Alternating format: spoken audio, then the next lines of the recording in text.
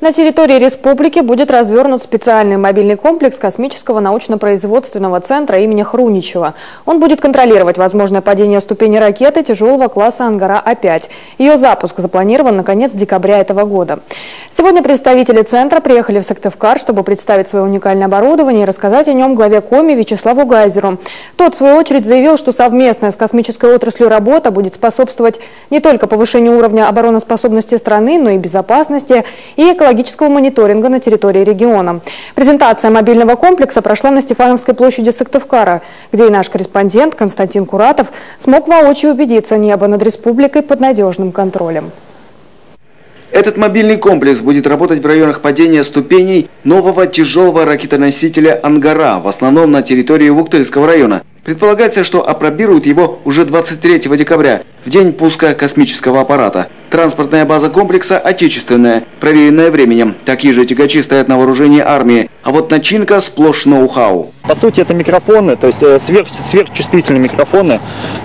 Они находятся в специальных корпусах, у которых есть аккумуляторы. То есть они между собой организуют сеть, так скажем, гравитационное поле, которое дает возможность определить место падения, в данном случае ступени. 21 локатор инфразвуковой системы установят по периметру территории предполагаемого падения фрагментов ракетоносителя. Информацию с них соберет беспилотник и передаст данные в командный пункт. Тот мгновенно вычислит координаты упавших частей. Дальше, получив точное местоположение ступеней, самолет продолжит работу как наблюдатель, зафиксирует фото и видео картинку происходящего в зоне падения. Говорят, на одной заправке в 4 литра 95-м бензином аппарат держится в воздухе до 12 часов. До сегодняшнего дня эта задача вообще не была никем решена.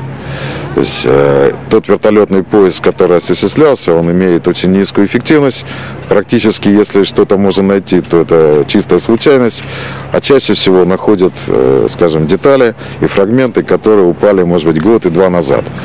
А нам нужна информация в темпе пуска. Мастерские, центр управления беспилотными летательными аппаратами, 2 вездехода, оборудование для связи, жилые помещения, запас воды и топлива. Весь этот комплекс в течение 15 суток может работать абсолютно автономно. Здесь могут работать и комфортно проживать в полевых условиях 11 человек экипажа. Комплекс оснащен и надувными модулями, которые могут приютить находящихся на территории падения охотников, рыболовов и туристов. Эвакуация осуществляется с помощью тех транспортных средств, которые вы здесь видите в этой колонне. А также, если недоступны для транспорта, у нас используется вертолет.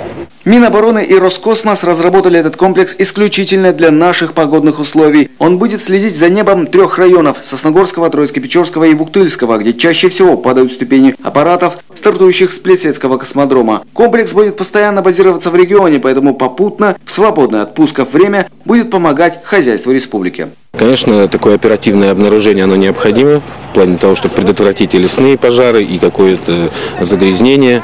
Значит, кроме того, мы договорились о том, что технику использовать эту и в мирных целях. В первую очередь для целей обнаружения нарушений природоохранного законодательства, в части обнаружения нефтеразливов, значит, в части контроля за природопользованием, это и карьеры, это и свалки несанкционированные. Что любопытно, пробный полет беспилотника в мирных целях пройдет по пути исследования комплекса к месту назначения в районе Ухты. Причем задачи этого испытания будут чисто экологические. Константин Куратов, Владимир Шишкунас, телеканал Юрган.